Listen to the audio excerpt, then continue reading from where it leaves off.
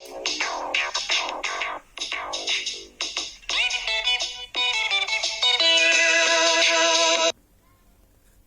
have been so many viewer comments from all over the world, from Australia and from Indonesia and from Israel and from India and from China. Thank you very much. Dear friends and viewers, I'm going to address your questions as best that I can. From Lingier. Lingier, you're right. It sounds fantastic, what I'm saying, the end to poverty. But you think that it is impossible, so much so that it is a worthless comment. And I say that poverty is endable.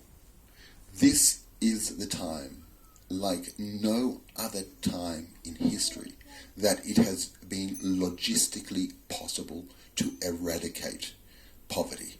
It is not done through the economic rules that have been understood until today, through supply and demand, but it is rather through the adoption of technology.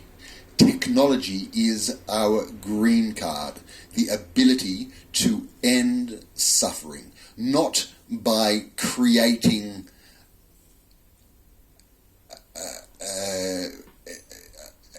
endless amounts of sugar or of gratification or of the needs that people have, but rather to empower a process in which people can create the tools and the instruments and the techniques through advice from one and another, to create protocols in which people can find the ways to address their own problems using their own skills with a backdraft.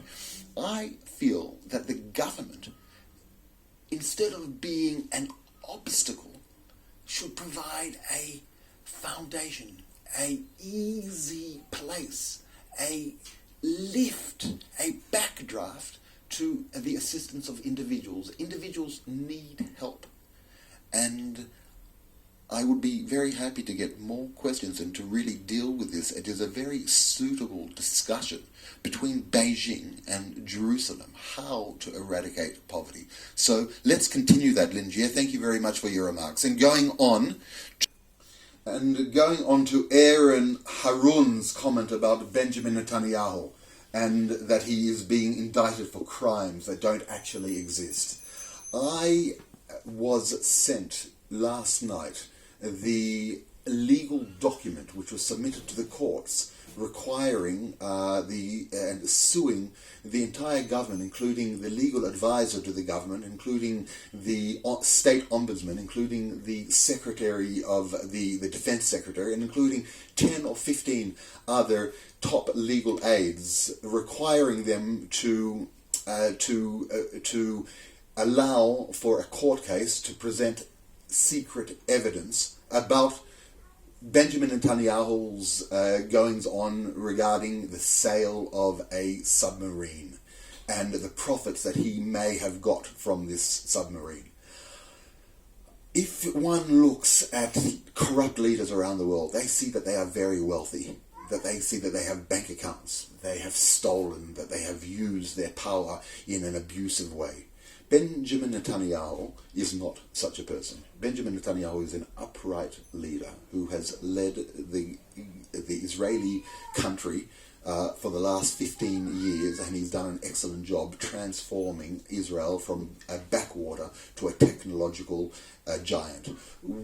In the last few days, there have been incredible achievements for the state of Israel. Two, in fact. The achievement of the Arrow missile, which has succeeded in a second round of tests to intercept ballistic missiles in space. The degree of accuracy, the degree of knowledge of the entire foundations of science, the entire breadth of human knowledge until today, of physics, it is simply incredible. It is unheard of. It is almost miraculous that Israel has achieved such a degree of accuracy and in cooperation with the United States. So this is a testament to the vision of our leader, and I believe that he's an excellent leader. That is number one. Point number two is just yesterday, the Israeli Prime Minister signed an agreement with the United Arab Emirates, an agreement which we in Israel and the Jewish people have been waiting for the history, the last 2,000 years of exilic history. We have signed an agreement with the Arabs. This is a understanding of biblical proportions, the potential for us to re-coordinate and to build our destinies together with a party, with a nation which in our psycho-history are cousins, that we can form a unique destiny for this region is just mind-boggling. And so these two remarkable achievements by Benjamin Netanyahu give him grace. And I do believe, and what I am convinced of, is that there should be a court case, and there should be complete disclosure of all deals and all secret deals, and there should be an end to all corruption, whether it be the Prime Minister or it will be the legal advisors or any other party. President Bush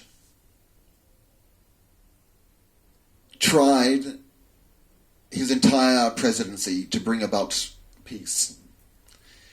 President Trump, Jared Kushner, Avi Berkowitz, and Ambassador David Friedman were able to achieve it in a remarkable way, so that the entire Arab world is in agreement with a team around President Trump who are nearly entirely Jewish and nearly entirely religious, observant Jews.